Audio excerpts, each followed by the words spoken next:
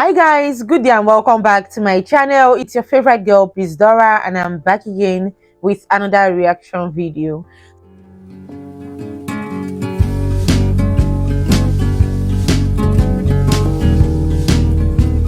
So guys, today I'm going to be reacting to a video by Sowell titled Hidden Truth Behind the End of Slavery.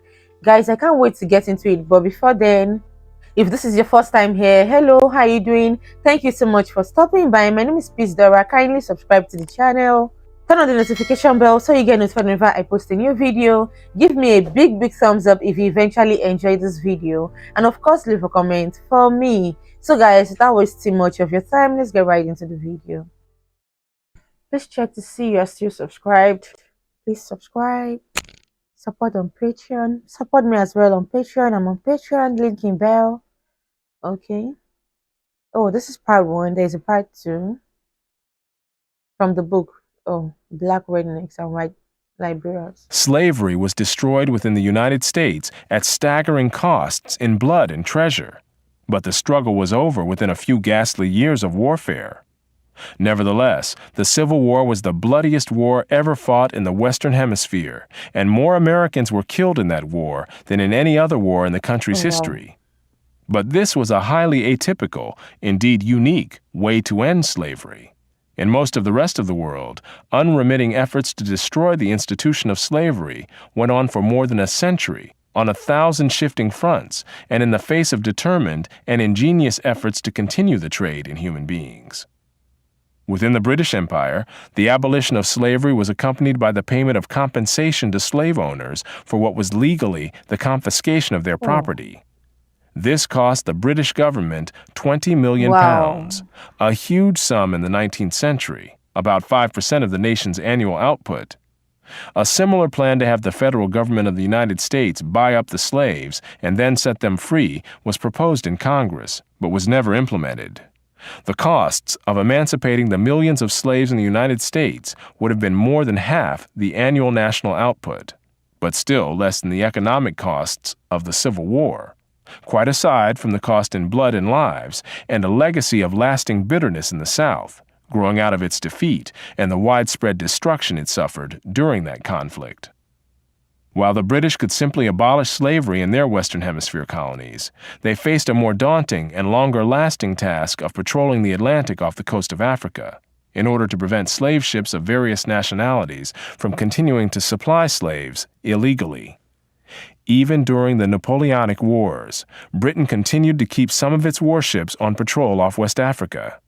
Moreover, such patrols likewise tried to interdict the shipments of slaves from East Africa through the Indian Ocean, the Red Sea, and the Persian Gulf. Brazil capitulated to British demands that it end its slave trade after being publicly humiliated by British warships that seized and destroyed slave ships within Brazil's own waters. In 1873, 2 British cruisers appeared off the coast of Zanzibar and threatened to blockade the island unless the slave market there shut down. It was shut down. It would be hard to think of any other crusade pursued so relentlessly for so long by any nation at such mounting costs without any economic or other tangible benefit to itself. These costs included bribes paid to Spain and Portugal to get their cooperation with the effort to stop the international slave trade, and the costs of maintaining naval patrols and of resettling freed slaves, not to mention dangerous frictions with France and the United States, among other countries. Captains of British warships who detained vessels suspected of carrying slaves were legally liable if those vessels turned out to have no slaves on board. The human costs were also large. The heavy drain, physical and mental, in keeping squadrons on the East African coast was reflected in the loss of 282 officers and men in the 10 years 1875 to 1885. And this did not include those invalidated home. Naval personnel, racked by fever, sunstroke, and dysentery, were forced to retire prematurely and live on a small pittance. The cost of upkeep of the squadron over the 20 years prior to 1890 was estimated at 4 million sterling, and this did not take into account the large amount of work imposed on consular and judicial staff at Zanzibar in trying cases and dealing with reports, etc. Even so, The results were slow in coming. More streamlined slave ships were designed in hopes of being able to outrun the ships of the Royal Navy in the Atlantic. Nevertheless, the dogged persistence of the British eventually reduced the shipment of slaves across the Atlantic and across the waters of the Islamic world.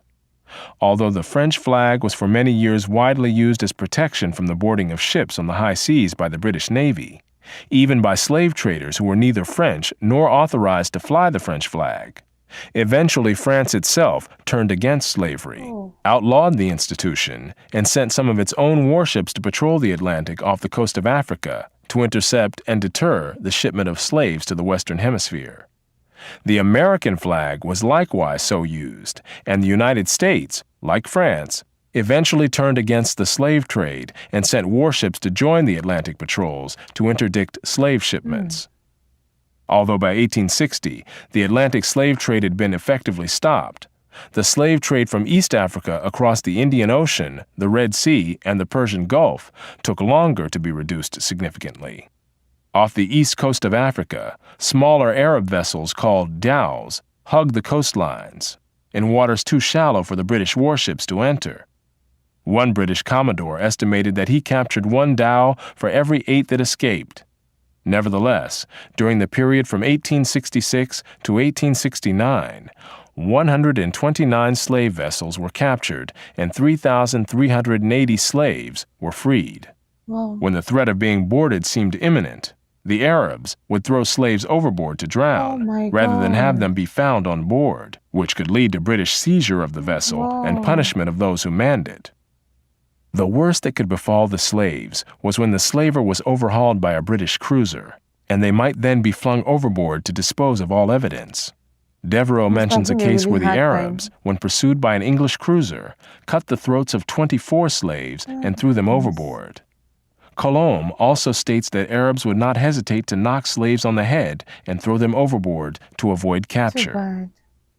Because there were only a few naval ships available to cover a vast expanse of water in this region, British warships would often launch smaller boats to engage the Arab slave dhows. In these cases, as one study put it, the slave traffickers frequently did not hesitate to attack boat crews in defense of their profits. Battles between the Arabs' vessels and the smaller British craft were especially likely when the larger ships that launched them were too far away to reach the scene in time to join the battle. In other cases, the Arabs fled even from the smaller British vessels.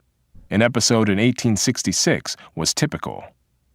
On 26 April 1866, the Penguin set out after a dhow and fired several shots in an effort to make the crew come to.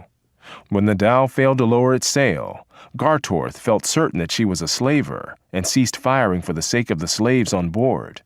However, he managed to close with the dhow, which then made for the rocks through a heavy surf. By the time the ship's boats could be lowered to follow, the Arab crew had fled, but the pounding surf made any attempt by the slavers to salvage the human cargo too dangerous. To their horror, the boat crew found that they too could not reach the dhow, which was rapidly filling with water, drowning the slaves. The boat officer decided that he could not risk coming in close to the dhow, but several of the crewmen of the cutter recklessly dived in and swam through the surf to the dhow. In a remarkable display of courage, the sailors managed to bring 28 of the slaves back to the boat. But the dhow appeared to have had more than 200 slaves on board, and most died in the pounding waves. In another episode, the Arabs' ruthlessness toward the slaves was further revealed. When the Daphne's cutter captured a dhow with 156 slaves on board, many were found to be in the final stages of starvation and dysentery. One woman was brought out of the dhow with a month-old infant in her arms. The baby's forehead was crushed, and when she was asked how the injury had happened, she explained to the ship's interpreter that as the boat came alongside, the baby began to cry. One of the dowmen, fearing that the sailors would hear the cries, picked up a stone and crushed the child's head. This was not a unique act. British missionary and explorer David Livingstone related a similar incident on land. One woman, who was unable to carry both her load and young child, had the child taken from her and saw its brains dashed out on a stone. Dr. Livingstone also reported having nightmares for weeks after encountering Arab slave traders and their victims. Not only was this Christian missionary shocked by the brutality of the Arab slave traders, so was Muhammad Ali, the ruler of Egypt, who was a battle-hardened military commander. None of this means that the horrors of the transatlantic slave trade should be ignored, downplayed, or excused, nor have they been.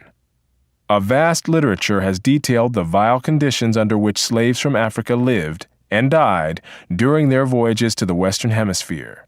But the much less publicized slave trade to the Islamic countries had even higher mortality rates en route, as well as involving larger numbers of people over the centuries, even though the Atlantic slave trade had higher peaks while it lasted. By a variety of accounts, most of the slaves who were marched across the Sahara toward the Mediterranean died on the way. While these were mostly women and girls, the males faced a special danger: castration, to produce the eunuchs in demand as harem attendants in the Islamic world.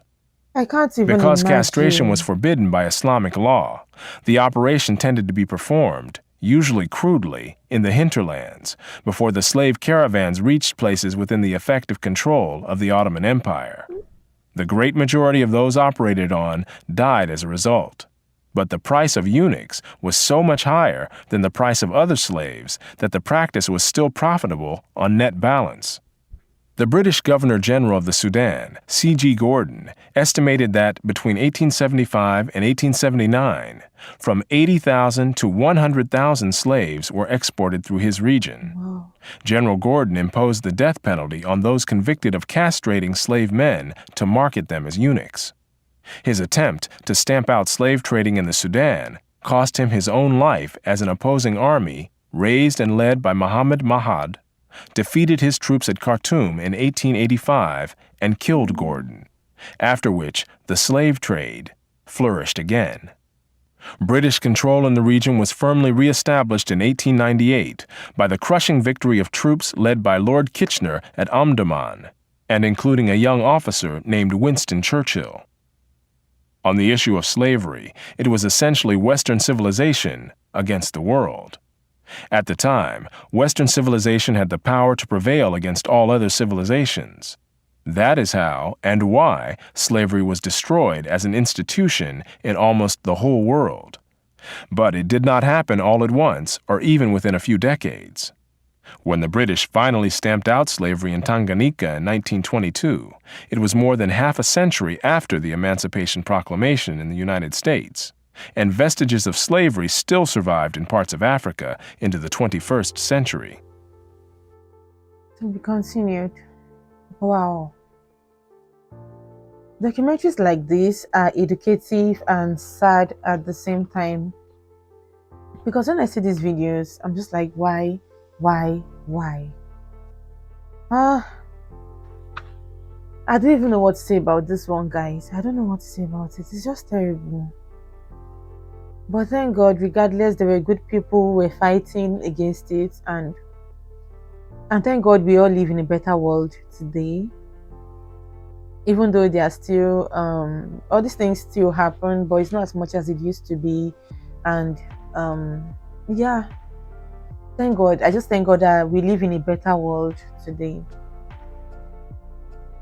I just know that the race is humanity. The race is humanity. We are all one. Why enslave your kind? Like, what was their mentality? What was it? And it all boils down to greed, money. You want to have everything. You want to own the world. You want to have money. Because what did they use these people for? Hard labor, sell them, all manner of things just to get money and value and power. And I don't even know. It's just terrible. Guys, thank you all so much for watching this one with me. Please share your thoughts with me. Tell me what you think. Just share your thoughts with me. I would love to read from you. I would love to hear from you. Leave your comments below, and please consider subscribing to the channel if you're not already subscribed. It will go a long way. Give me a big thumbs up if you enjoyed my video. Share it with your friends and loved ones. That's one way you can support the channel. I love you. God bless you. Stay safe out there, and I'll see you all on my next video. Bye.